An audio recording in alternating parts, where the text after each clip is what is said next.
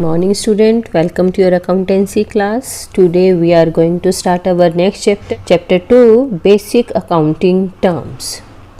There are certain basic accounting terms which are daily used in the business world, and these basic terms are also called accounting terminology. Let's discuss one by one. First is business transaction. What do you mean by business transaction? Business transactions means exchange of value for value in goods और services against money. तो business transaction की definition क्या होगी?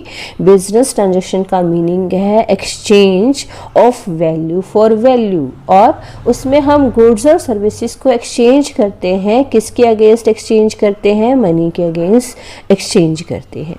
Major in term of money. Business transactions में हम क्या करेंगे? ऐसे ही ट्रांजेक्शन्स को लेंगे जिनको हम मनी में मेजर कर सकते हैं. Those transactions which are not capable to measure in money are not recorded in business. Relevant to the business. वो transactions किससे related होनी चाहिए? business से related होनी चाहिए. Between two or more person or firms. और किसके बीच में होनी चाहिए? या तो two persons के बीच में या फिर two or more firms के बीच में. For an event to be a business transaction. कोई इवेंट है, कोई एक्टिविटी है, उसको हम बिजनेस ट्रांजेक्शन्स कब कहेंगे? उसमें ये फीचर्स होने चाहिए. फर्स्ट फीचर्स क्या है? Must possess the quality of economic subsistence. Means वो इकोनॉमिक नेचर की होनी चाहिए. नॉन इकोनॉमिक जो ट्रांजेक्शन्स हैं उनको हम रिकॉर्ड नहीं करते. ओनली फाइनेंशियल ट्रांजेक्शन्स को ही रिकॉर्ड किया जाता है. जैसे स्ट्राइक्स है, ऑनेस्टी है, इनके रिजल्ट को हम बिजनेस में रिकॉर्ड नहीं करते. सोशल पर्पस के लिए जो एक्टिविटीज की जाती हैं उनको भी हम बिजनेस में रिकॉर्ड नहीं करते. रिलेटेड टू बिजनेस, बिजनेस से रिलेटेड होनी चाहिए. Affect the economic result, economic result को इफेक्ट करेगी. फॉर एग्जांपल, अगर आप क्या कर रहे हो? एसेट परचेज कर रहे हो, तो इससे आपके बिजनेस में किसकी वैल्यू इंक्रीज हो जाएगी? एसेट की वैल्यू इंक्रीज हो जाएगी. ऐसे ही अगर आप सैलरी पे कर रहे हो तो वो किसको शो करेगा? आपके एक्सपेंस को शो करेगा. Must be capable of being measure in term of money. Next है type of business transactions. There are basically two type of business transaction. First is cash transaction which include exchange for cash. Second हमारी किस type की transaction है? Credit transactions. Credit transaction is which the payment of cash is promised to some future date. हम आज payment नहीं कर रहे हैं, हम उन ट्रांजेक्शन्स की पेमेंट कब करेंगे? फ्यूचर डेट पर करेंगे. तो उन ट्रांजेक्शन्स को हम कौन सी ट्रांजेक्शन्स बोलते हैं? क्रेडिट ट्रांजेक्शन्स बोलते हैं. Next, event. An event is consequence और रिजल्ट ऑफ आर ट्रांजेक्शन्स. हमने अभी ट्रांजेक्शन्स की डेफिनेशन देखी है. तो उन ट्रांजेक्शन्स का जो रिजल्ट होता है वो किस में कन्वर्ट हो जाता है? उसको हम बोलते हैं इवेंट. फॉर एग्जांपल, ट्रांजेक्शन आपका purchase of goods for ₹40,000. Second transaction क्या है? Sale of goods for ₹50,000.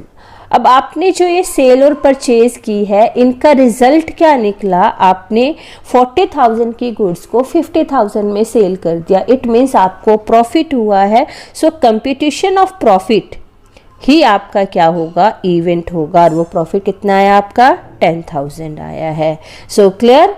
Event is the result of business transaction. Business में जो डिफरेंट ट्रांजेक्शन्स होते हैं उनके जो रिजल्ट निकाले जाएंगे उनको हम इवेंट ही प्रोनाउंस करेंगे. Next is account.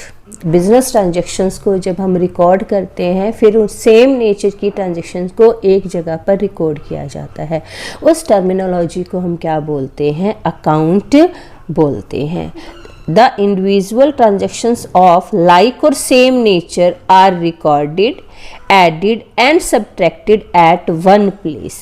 Such place is termed as an account. तो अकाउंट क्या बोलते हैं? कि सेम नेचर की ट्रांजेक्शन को एक जगह पर ही रिकॉर्ड करना. तो उस प्लेस को हम क्या कहेंगे?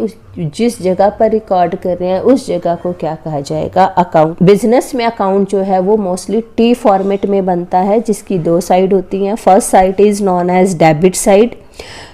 To debit means recording an amount on the debit side, left hand side. जो अकाउंट की लेफ्ट हैंड साइड होती है उसको हम क्या कहेंगे, डेबिट साइड कहते हैं। The name of the account credited should be written in the column of particulars. तो जो हम जर्नल एंट्री में जिस अकाउंट को क्रेडिट करते हैं उसको हम पर्टिकुलर में राइट करेंगे, कौन सी side, debit side. Second side is known as credit side. To credit means recording an amount on the credit side means right hand side of a ledger account. The name of account debited should be written in the column of particulars. ये जब हम journal entry वाला chapter करेंगे वहाँ आपको अच्छे से detail में समझ में आ जाएगा। अकाउंट का फॉर्मेट देखो, टी फॉर्मेट अकाउंट, अकाउंट का जो हमारा है टी वो किस फॉर्मेट में होता है, अकाउंट हमारा किस फॉर्मेट में होता है, टी शेप में होता है। सबसे ऊपर हम लिखेंगे अकाउंट का title, for example cash account. अगर आप रेंट अकाउंट प्रिपेयर कर रहे हो तो वो कहाँ आएगा, आपका टाइटल में आ जाएगा। जो आपकी लेफ्ट हैंड साइड है that is known as debit side, और जो आपकी राइट हैंड साइड है that is known as credit side. Next term capital. In business, business and its owner are separate person. हम बिजनेस में accounts में क्या मानते हैं कि जो बिजनेस है वो अपने ओनर से क्या है, अलग है, क्योंकि बिजनेस की ट्रांजैक्शन को अलग रिकॉर्ड किया जाता है, ऑनर की ट्रांजैक्शन को अलग रिकॉर्ड किया जाता है। ऑनर जो है वो बिजनेस के लिए क्या है, एक क्रेडिटर है जिसने बिजनेस में पैसा लगाया हुआ है, फर्म को उसका पैसा क्या करना है, रिटर्न करना है। So what do you mean by capital? The value of cash, goods, asset boat in the business by the owner. अगर ओनर बिजनेस में पैसा, गुड्स या एसेट कुछ भी चीज़ है वो लेकर आता है तो उसको हम क्या कहेंगे, कैपिटल कहेंगे। हम बाहर से लोन भी ले सकते हैं तो वो लोन की टर्म में आता है, लेकिन जो ओनर पैसा लगाता है that term is known as capital. Capital shows the investment made by the owner. ये कौन इन्वेस्टमेंट करता है, ओनर करता है। Capital means excess of business asset over liability. हम कैपिटल को कैलकुलेट कैसे करते हैं, उसका फॉर्मूला क्या है, capital is equal to total asset minus total liability. अगर हम उसमें से लायबिलिटी को माइनस कर देते हैं तो हमारे पास क्या आ जाएगी, कैपिटल आ जाएगी। नेट एसेट भी बोलते हैं इसको, सेम फॉर्मूला रहेगा, total asset minus total liability. Capital is also known as net worth. Net worth means total asset minus total liability. तो ये डिफरेंट फॉर्मूले हैं क्या कैलकुलेट करने के, कैपिटल कैलकुलेट करने की। नेक्स्ट टर्म है आपकी drawings. What do you mean by drawings? The value of cash, goods, asset withdrawn by the owner of the business is known as drawings. अगर ओनर बिजनेस में से goods, cash या कोई asset निकाल लेता है खुद के सेल्फ पर्सनल पर्पस के यूज़ के लिए तो उस टर्म को हम क्या कहेंगे, ड्राइंग्स कहेंगे। ड्राइंग शोज द डिक्रीज और reduction in the capital. Drawing से क्या डिक्रीज हो जाती है, ओनर की कैपिटल डिक्रीज हो जाती है। Next liabilities. Any amount payable by the business. अगर बिजनेस को बाहर किसी को पैसा पे करना है, कोई अमाउंट पे करनी है, that is known as liability. To any outsider other than the owner is known as liability. Clear? Any amount payable by the business to any outsider other than the owner is known as liability. Owner को जो पे करना है उसको हम capital कहेंगे, लेकिन outsider को जो पे करेंगे उसको हम क्या कहेंगे, लायबिलिटी कहेंगे। How created? लायबिलिटी कैसे क्रिएट होती है? Bye purchasing goods on credit the amount becomes payable और लायबिलिटी इज क्रिएटेड। अगर आप क्रेडिट में गुड्स परचेज करते हो, क्रेडिट मीन्स उधार में अगर आप गुड्स परचेज करते हो तो वो किस में क्रिएट हो जाएगी, आपकी लायबिलिटी में क्रिएट हो जाएगी।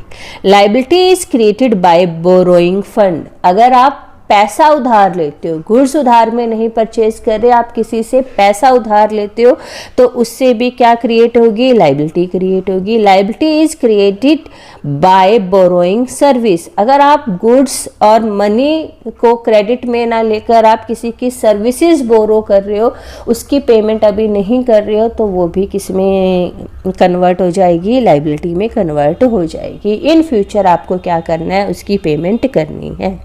There are two type of liability, first is current liability, second is long term liability. Current liability amount payable with in 1 year. अगर आपको उस लाइबिलिटी की अमाउंट जो है 1 साल के अंदर अंदर पे करनी है, that is known as current liability. अगर आपको अमाउंट पे करनी है आफ्टर 1 ईयर, मतलब 1 ईयर से ज़्यादा टाइम पीरियड मिला हुआ है आपको वो रीपे करने का, तो वो किस में कन्वर्ट हो जाएगी, आपकी लॉन्ग टर्म लाइबिलिटी में कन्वर्ट हो जाएगी। नेक्स्ट टर्म है हमारी asset. Assets are items having realised value, realisable value होती है, used by the business for its operation, owned by the business. Assets क्या है, एनीथिंग जो बिजनेस के ऑपरेशन में हेल्प करती है और बिजनेस की प्रॉपर्टी होती है, बिजनेस उसको आगे फर्दर प्रॉफिट अर्न करने में यूज करता है। एसेट के डिफरेंट एग्जाम्पल क्या हैं, like cash, land, building, machinery, stock of goods, furniture, goodwill, patents, copyright, trademark etcetera. ये सब किस में इंक्लूड होंगे, एसेट में इंक्लूड होंगे, क्योंकि ये उसको फ्यूचर में इनकम अर्न करने में क्या करती हैं, हेल्प करती हैं। Different type of asset, first is fix asset. Fix asset में क्या क्या इंक्लूड होगा आपका, land, building, furniture, goodwill, patent, copyrights, trademark, etc., which can be used for a long period are known as fixed asset. Means fix asset वो asset होती हैं जो fix nature की होती हैं और बिजनेस में लॉन्ग टाइम के लिए, लॉन्ग टाइम पीरियड के लिए यूज होती हैं। करंट एसेट में आपका क्या आएगा, stock of goods, cash balance, bank balance, tools etcetera keep on changing with transaction of the business, they are known as current asset. मतलब जो चेंज होती रहती हैं, फिक्स नहीं रहती, जो ट्रांजैक्शंस के होते ही, जैसे आपने गुड्स परचेज कर ली, आपने और गुड्स परचेज करोगे, वैसे ही आपके जो स्टॉक है वो क्या हो जाएगा, इंक्रीज हो जाएगा, ऐसे ही आपका कैश जो है वो डिक्रीज हो जाएगा। तो इन एसेट्स में कंटिन्यूसली चेंज होता रहता है, ऐसी एसेट्स को हम क्या कहेंगे, करंट एसेट्स बोलते हैं। Fictitious asset, certain expenses the benefit of is available which is available for more than 1 year are not written off in 1 year but are known as fictitious asset। कुछ expenses ऐसे होते हैं जो आप कर तो एक ही बार में देते हो, लेकिन उनका बेनिफिट आपको आगे आने वाले कई सालों तक होने वाला है, तो उनको हम क्या करते हैं, वो 1 साल में राइट ऑफ नहीं करते, उनको हम धीरे धीरे राइट ऑफ करते हैं, और उन्हीं को हम क्या बोलते हैं, फिक्टिशियस एसेट बोलते हैं। उनके एग्जाम्पल क्या है, preliminary expenses, discount on debenture, advertisement campaign expenses etcetera are the example of fictitious asset. जैसे आपने एडवर्टीजमेंट है, उस पर आपने आज एक्सपेंडिचर कर दिए, लेकिन आप उसको फिक्टिशियस एसेट में शो करोगे, वैसे वो आपकी एसेट नहीं है, लेकिन आपको उसका बेनिफिट सालों साल होने वाला है। आप उसकी होल अमाउंट को एक ही साल में चार्ज नहीं करोगे, उसकी अमाउंट को आप डिफरेंट ईयर में क्या करोगे, राइट ऑफ करोगे, और जब तक वो राइट ऑफ नहीं होती तब तक वो कहाँ शो होगी, आपकी एसेट में शो होगी। Next, other classification of asset, tangible asset, land, building, machinery, furniture, etc., which can be seen, touched, are known as tangible asset। तो tangible asset वो asset होती हैं जिनको देखा जा सकता है, जिनको टच किया जा सकता है, और जिनको टच नहीं किया जा सकता, जिनको देखा नहीं जा सकता, उनको हम कौन सी asset कहेंगे, intangible asset कहेंगे। जैसे गुडविल, गुडविल मतलब फेम, फेम भी कंपनी के लिए वैल्यूएबल एसेट है, क्योंकि वो आगे, अगर आपकी गुडविल अच्छी है, अगर आपकी रेपुटेशन अच्छी है, तो आप बाकी फर्म, बाकी बिजनेस के कंपैरिजन में क्या कर रहे हो, प्रॉफिट ज़्यादा अर्न कर रहे हो। लेकिन गुडविल को सिर्फ फील किया जा सकता है, उसको टच नहीं किया जा सकता है, इसलिए वो कौन सी एसेट है, इंटेंजिबल एसेट है। ऐसी अदर इंटेंजिबल एसेट कौन सी होंगी, patent, copyright, trademarks are valuable but can not be seen और टच। सो इसलिए हम इनको क्या कहेंगे, इंटेंजिबल एसेट कहेंगे। So these are some basic term, the next terms we will discuss in our next lecture. Learn this terminology and make notes.